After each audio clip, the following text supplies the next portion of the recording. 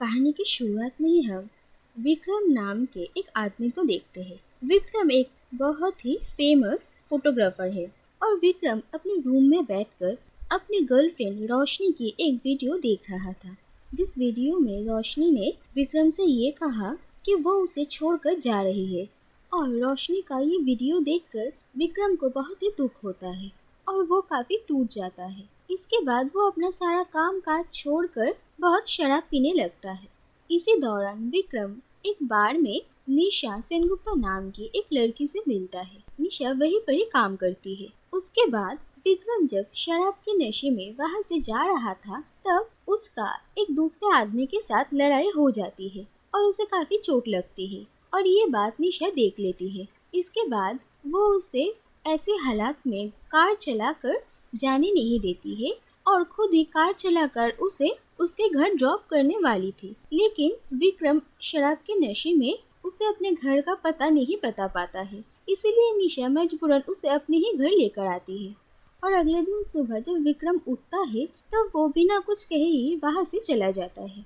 उसके बाद विक्रम ये तय करता है कि रोशनी उसे छोड़कर चली गई है और अब उसे भी अपनी जिंदगी में आगे बढ़ना पड़ेगा। इसीलिए वो अपने एक फ्रेंड के पास जाता है और उससे अपने लिए काम मांगता है ताकि वो हमेशा काम में बिजी रह सके।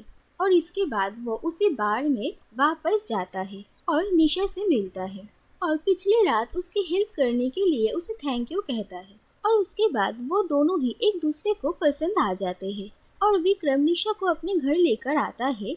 उसके बाद वो दोनों एक दूसरे को डेट करने का फैसला करते हैं और निशा विक्रम के साथ उसी के घर में आकर रहने लगती है।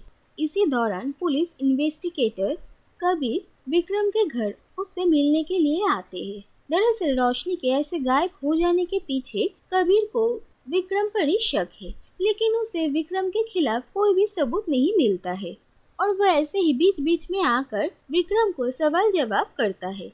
और उसके बाद निशा को विक्रम से रोशनी के बारे में भी पता चलता है और विक्रम के घर आकर कबीर निशा को देखता है और वो निशा को पहले से ही जानता था और वो उससे बहुत प्यार करता है और निशा उसे हमेशा अवॉइड करती है। और विक्रम के साथ निशा को देखकर कबीर काफी हैरान हो जाता है।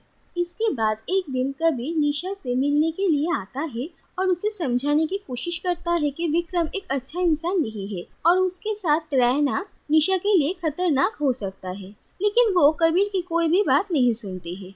और इसी दौरान निशा को इस घर में कुछ अजीब फीलिंग्स होती है। उसे हमेशा ये लगता है कि इस घर में कोई और है और उसे हमेशा देख रहा है। स्पेशली वो लोग जिस बेडरूम में रहते हैं उस रूम में और उस रूम के बाथरूम में उसके साथ कुछ अजीब अजीब से हरकतें होती है। लेकिन वो जब विक्रम को इसके बारे में बताती है तो विक्रम उसके बातों पर भरोसा नहीं करता है और उसे कहता है कि ये उसकी ही गलतफहमियां है। लेकिन निशा के मन से परेशानियां दूर नहीं होती है। बाथरूम के सिंक के अंदर से ऐसी आवाज आती है जैसे कि कोई उसका नाम पुकार रहा है और वो काफी डर जाती है। इसके बाद एक दिन विक्रम को पुलिस का कॉल आता है एक बॉडी आइडेंटिफाई करने के लिए और विक्रम जाकर देखता है कि वो बॉडी रोशनी की नहीं है। इसके बाद जब विक्रम घर लौटता है तब निशा बाथरूम में थी और विक्रम उससे जाकर वहीं पर ही मिलता है और वो निशा से ये कहता है कि रोशनी उसे छोड़कर जा चुकी है और अब वो उसे भुलाकर निशा के साथ ही अपनी जिंदगी में आगे बढ़ना चाहता है। और ये बात सुनकर निशा भी बहुत खुश होती है। और इसके बाद हम रोशनी को बाथरूम के आईने के पीछे ही देखते हैं जो कि शायद वहां पर फंस चुकी है। इसके बाद हम देखते हैं कि रोशनी विक्रम के साथ इंडिया आई थी और यहाँ आने के बाद यहीं पर ही रहने वाली एक ब्रिटिश लेडी से रोशनी ने ये घर खरीदा था और रोशनी को ये घर बहुत ही पसंद आया था। दूसरी तरफ रोशनी एक दिन विक्रम को उसी के एक कलीग के साथ देख लेती है और उसे लगता है कि शायद विक्रम उसे चीट कर रहा है। और इसके बाद वो एक दिन विक्रम के फोन पर उसी लड़की के कुछ मैसेजेस देखती है और जब वो विक्रम से इसके बारे में बात करती है तो विक्रम रोशनी से कहता है कि ऐसा कुछ भी नहीं है। उसके बाद वो ब्रिटिश लेडी रोशनी से एक बार मिलने के लिए आती है क्योंकि वो हमेशा हमेशा के लिए इंडिया से जा रही है लंदन में अपने ग्रैंड डॉटर के पास रहने के लिए।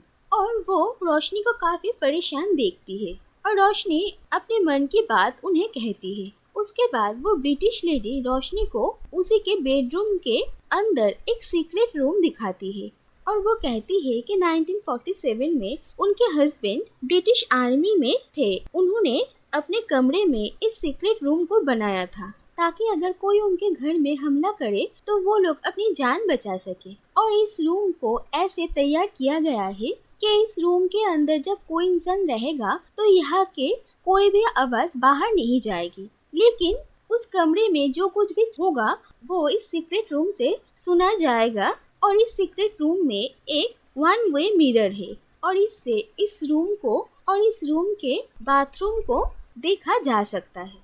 और रोशनी ये सीक्रेट रूम देखकर बहुत ही हैरान हो जाती है। इसके बाद वो ब्रिटिश लेडी वहाँ से चली जाती है।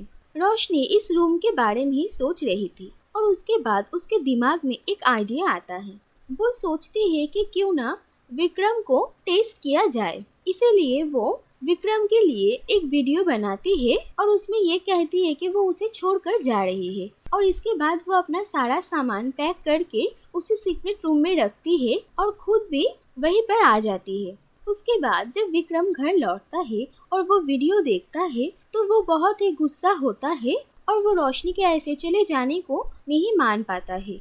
और इसके बाद जब रोशनी को ये लगता है अब बहुत ज्यादा हो रहा है, तब वो बाहर आने के लिए अपने बैग में चाबी ढूंढती है, लेकिन वो देखती है कि उस बैग में उसका चाबी नहीं है। और उसे ये पता चलता है कि शायद जल्दी जल्दी में यहाँ पर आने के वक्त उसकी चाबी रूम में ही कहीं पर गिर गई है। और फिर वो यहाँ से विक्रम को कॉल करने की कोशिश करती है, लेकिन यहाँ पर नेटवर्क नहीं मिलता है। और फिर वो दरवाजा तोड़ने की भी कोशिश करती है, लेकिन ये रूम ऐसे ही बना हुआ है कि यहाँ पर से निकलने का और कोई रास्ता नहीं मिलता है और रोशनी यहाँ पर फंस जाती है। और इसके बाद इतने दिनों तक रोशनी विक्रम और निशा को यहाँ से देख रही थी। और फिर एक दिन रोशनी को ये पता चलता है कि उसके इस सीक्रेट रूम में जो पानी की पाइप से वो इस बाथरूम के पानी के पाइप से कनेक्टेड है। और यहाँ पर पानी के पाइप्स के ऊपर किसी चीज से मारने से बाथरूम के पानी के पाइप्स भी कांपते हैं। और इसके बाद रोशनी निशा को ये समझाने की कोशिश करती है कि इस मिरर के पीछे एक रूम है और इसी वजह से निशा के साथ ऐसे अजीब हरकतें होती थी।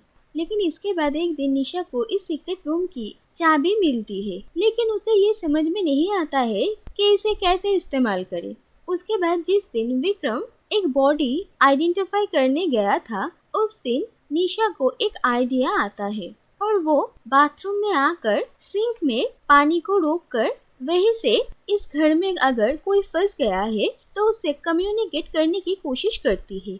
और ये देखकर रोशनी भी निशा को समझाने की कोशिश करती है और फिर निशा एक एक करके सवाल पूछती है और रोशनी पानी के पाइप्स के थ्रू उसे जवाब दे रही थी। और फिर निशा ये पूछती है कि ये रोशनी है या नहीं, और वो ये भी पूछती है कि विक्रम ने ही उसे यहाँ पर बंद किया है या नहीं। और इसके बाद वो इस सीक्रेट रूम के दरवाजे को भी ढूंढ लेती है और उसे समझ में आता है कि उनके रूम में जो मिरर है वही इस रूम का दरवाजा है। और थोड़ा ढूंढने के बाद उसे वो की होल भी मिल जाता है, लेकिन उस की को लेकर जब वो दरवाजा खोलने वाली थी तभी उसे ये ख्याल आता है कि रोशनी के एक बार वापस आ जाने के बाद वो विक्रम को हमेशा के लिए खो सकती है। इसीलिए वो जानबूझकर उस दरवाजे को नहीं खोलती है और रोशनी वहीं पर ही फंसी रहती है।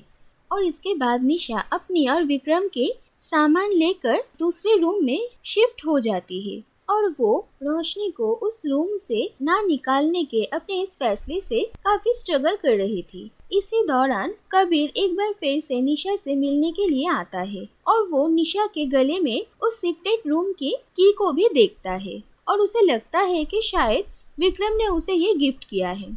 और उसके बाद कबीर निशा को कुछ फोटोग्राफ्स देता है और वहाँ से चला जाता है और निशा उन फोटोग्राफ्स को देखकर बहुत हैरान हो जाती है। और फिर वो उस रूम को खोलकर उसके अंदर जाती है और वो देखती है कि रोशनी एक बेड में लेटी हुई है। और जब वो उसके करीब जाती है तो रोशनी एक फ्लावर वास से निशा के सर पर वार करती है और वो बेहोश हो जाती है और फिर वो निशा के हाथ से वो की लेकर बाहर आकर दरवाजा बंद कर देती है और बाहर आकर वो बेड के ऊपर वही फोटोग्राफ्स देखती है और उन फोटो में विक्रम और उसकी वही कलीग थे और उन दोनों को देखकर रोशनी समझ जाती है कि विक्रम सचमुच उसे धोखा दे रहा था। और फिर इसके बाद जब विक्रम घर लौटता है तो वो कमरे में उन्हीं फोटोज में से एक फोटो देखता है और उसी के साथ साथ वो रोशनी की एक पेंडेंट भी देखता है जो कि विक्रम ने ही उसे गिफ्ट किया था और ये देखकर वो काफी हैरान हो जाता है।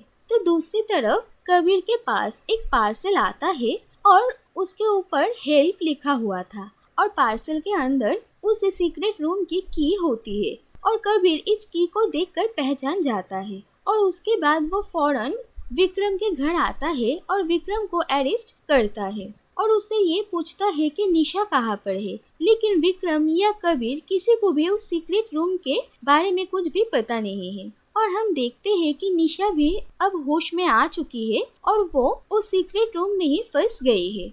और आखिर में हम रोशनी को देखते हैं। रोशनी अपने और विक्रम के एक फोटो को फाड़ कर उसे फेंक देती है और विक्रम को सजा दिलवाने की और उसे छोड़कर आने के लिए वो खुश थी और यहीं पर ये कहानी खत्म हो जाती है।